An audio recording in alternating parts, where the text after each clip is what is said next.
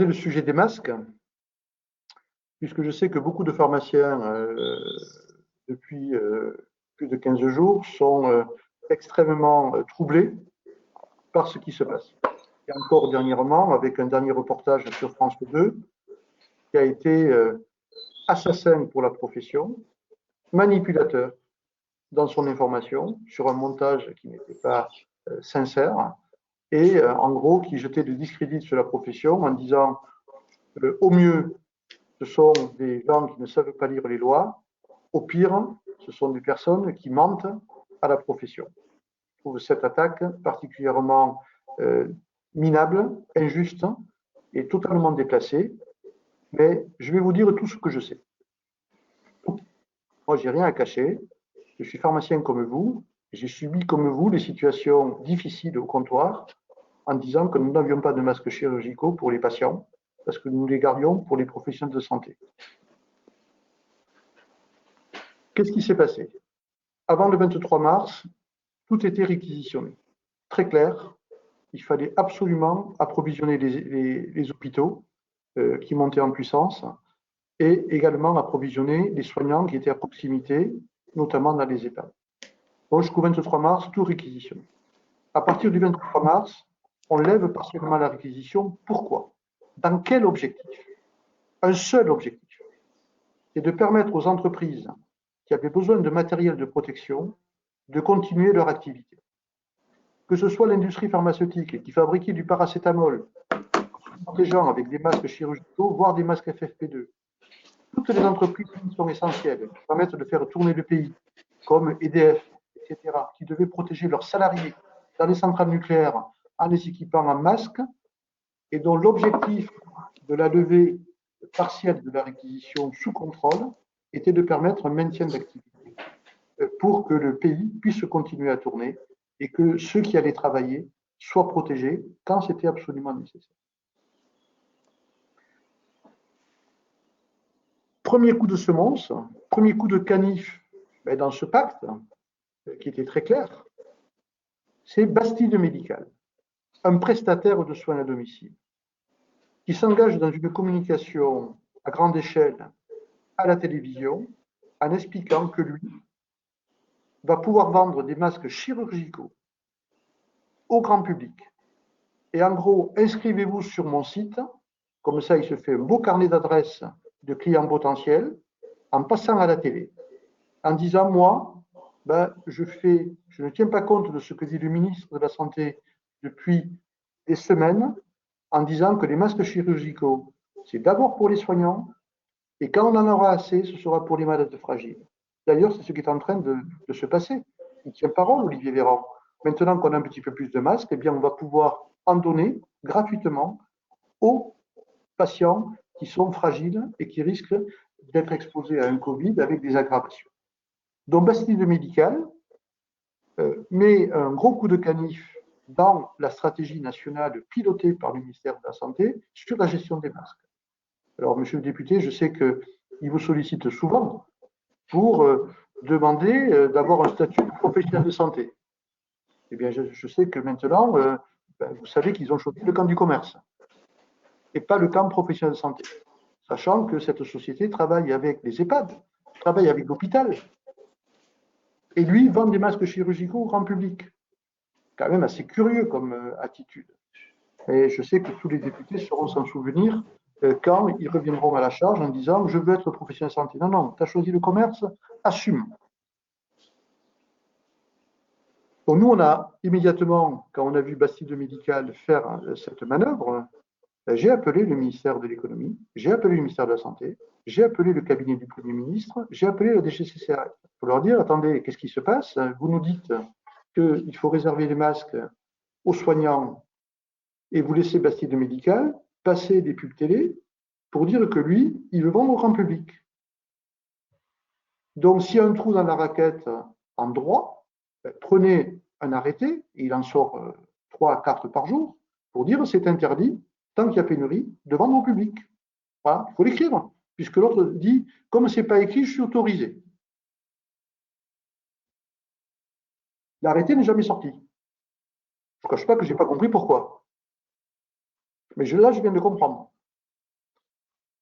Quand on a vu la GMS arriver avec ses barquettes qui n'étaient pas des barquettes de viande, mais des barquettes de masques chirurgicaux, emballées avec des étiquettes à conserver entre 0 et 3 degrés, et que tout le coût a été monté depuis la fin de la réquisition, puisque c'était à celui qui avait le plus de masques dans ses stocks, en expliquant qu'en gros, l'État français était nul et que la grande distribution, elle, était capable de faire rentrer 180 millions, 200, 300 millions de masques, 400 millions de masques. C'est à celui qui avait la plus grosse commande et qui communiquait, pour en faire un produit d'appel, en disant, moi j'ai des masques, venez en chercher.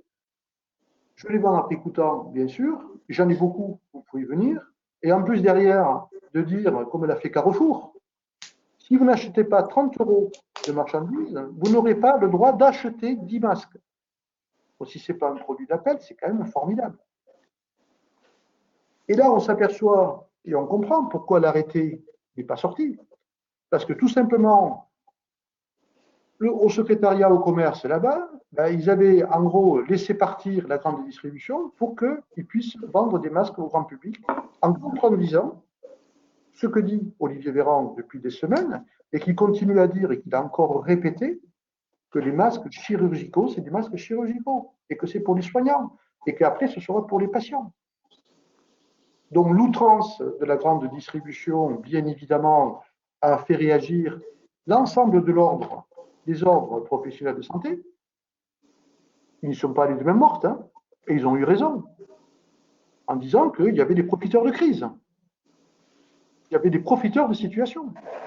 Alors bien évidemment, maintenant, le retour, c'est qu'on essaie d'accuser les ordres eh bien, d'être des incompétents, d'être des complices d'un complot qui était derrière, piloté par le gouvernement et où on avait demandé aux ordres de se taire ou de ne rien dire ou de mentir, puisqu'on va jusqu'à dire qu'ils ont menti. C'est scandaleux. C'est une manipulation. C'est la revanche de la grande distribution qui essaie, elle, de se dédouaner. Mais ils ont été pris comme des gamins, la main dans le pot de confiture. Parce que dès que le vent a tourné, ah non, non, mais les masques, je ne les ai pas. Ils sont encore en Chine.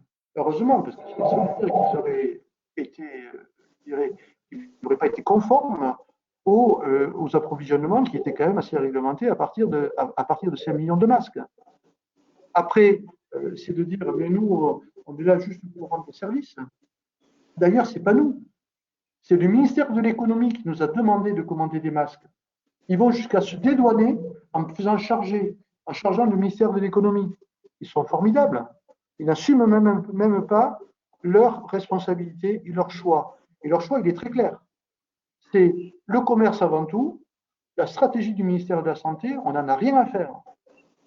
Et s'il faut que les masques soient vendus au grand public à des prix qui ne sont pas raisonnables, même s'ils disent qu'ils sont à prix coûtant, les prix sont très élevés, eh bien, ils contredisent toute une stratégie qui a été mise en place. Et quand on fait sortir les gens avant le déconfinement pour faire des queues dans les commerces pour acheter des masques, eh bien, c'est aussi aller à l'encontre de ce que l'on essaie de mettre en place, c'est-à-dire responsabiliser l'ensemble des Français en leur demandant d'être prudents quand ils vont sortir. Et là, ils les ont envoyés faire des queues. Ben oui, il faut remplir le tiroir caisse, hein, alors que la grande distribution est à plus 38%. Et que j'attends que l'on fasse une enquête sur le prix des pâtes, sur le prix du riz, sur le prix de la farine, sur le prix de l'eau de Javel. Parce que ces prix-là n'ont pas été stables. Et donc, leur panier moyen a sacrément augmenté. Est-ce qu'ils avaient besoin des masques chirurgicaux pour en rajouter encore une couche et en faire encore une? Donc, cette polémique, moi je dis qu'il faut qu'elle s'arrête, que les responsables sont très clairs. C'est que là, il y a eu dysfonctionnement entre une stratégie du ministère de l'économie et une stratégie du ministère de la Santé. Et nous, comme l'a rappelé tout à l'heure Thomas Minier, c'est nous, notre ministère de tutelle, c'est le ministère de la Santé. Nous, on ne s'est pas trompé. Hein. Nous, on reste toujours ministère de la Santé. Et le ministère de la Santé a donné des consignes très claires et il tient parole. Maintenant, on est en train d'élargir la mise à disposition des masques à des patients, à la fois sur prescription pour les patients fragiles, sensibles, et également les patients Covid et l'entourage des Covid. Et là, c'est bien des masques chirurgicaux qu'il faut. Il n'y a pas d'autre type de masque. Et pourquoi, franchement, le ministère de l'économie a mis en place une organisation pour développer des masques alternatifs, tissus, lavables. C'était bien pour ne pas gaspiller la ressource de masques chirurgicaux. On a travaillé depuis, la France a travaillé depuis un mois et demi, pour que toutes les entreprises textiles fassent des masques alternatifs. Ben, c'était bien pour ne pas gaspiller les masques chirurgicaux. Parce que les masques chirurgicaux, franchement, c'est 120 millions de masques par jour. Le stock est à aujourd'hui est à peu près à ce niveau. Il faut un masque toutes les 4 heures. 60 millions de Français, j'enlève les enfants, ça fait 102 millions de masques par jour. On voit bien que ce n'est pas tenable comme situation. À part vouloir enrichir à tout prix les Chinois. Cela, content les Chinois si on utilise des masques chirurgicaux à la place des masques alternatifs. Donc, l'ordre a fait son boulot. Les ordres professionnels ont défendu la politique de santé, ont dénoncé la GMS qui en faisait un produit d'appel. Et maintenant, le retour de flamme, c'est bien évidemment l'utilisation des médias pour faire croire que l'ordre était complice d'une espèce de complot et a menti à la profession. On n'a menti à personne. On a dit les choses et on a dit simplement que s'il y avait un trou dans le droit, et nous, on avait la morale et l'éthique pour nous. Et que la morale et l'éthique, c'était une stratégie cohérente par rapport à la défense d'une politique de santé cohérente pour permettre aux Français de sortir de cette crise dans les meilleures conditions possibles. Et nous, on ne choisit pas le business, on choisit la santé. Désolé pour ce coup de gueule, décidément, monsieur le député, chaque fois que je vous invite, je suis obligé de pousser un coup de gueule, mais vous savez que, bien évidemment, mais c'est insupportable. Voilà, c'est insupportable et j'en ai assez de ces attaques. Vous savez, je pense que ce coup de gueule, il est plutôt sain en fait. Et j'en ai porté un moi-même quand j'ai vu qu'on allait autoriser la vente de masques chirurgicaux en grande surface, alors même que je voyais des professionnels de santé qui n'en avaient pas assez ou des patients qui en avaient besoin qui n'en avaient pas. Donc, quand j'ai vu ça, j'en ai parlé en direct au Premier ministre et j'en ai parlé en direct à Olivier Véran. Bon, la situation est ainsi. J'ai dit ce que j'avais à en dire aux intéressés. Je la regrette. Que la grande distribution vende des masques en tissu grand public, je n'ai absolument aucun sujet là-dessus. Au contraire, je pense que chaque Français a envie d'avoir un masque, donc il faut les laisser s'approvisionner de ce côté-là. Mais par contre, et je l'ai répété d'ailleurs cette semaine à l'Assemblée, il est essentiel que les masques chirurgicaux, qui sont des masques bien spécifiques, soient réservés aux professionnels de santé et aux patients. D'abord aux patients, et donc vous l'avez dit, ça va être mis en place à partir de demain dans la stratégie de déconfinement. Tous les patients Covid+, et tous les patients contacts fragiles en auront gratuitement et pourront s'approvisionner chez vous, et je veux vous en remercier. Pour le reste, il me semble qu'il faudrait même aller encore plus loin, notamment pour les patients fragiles qui sont en ALD.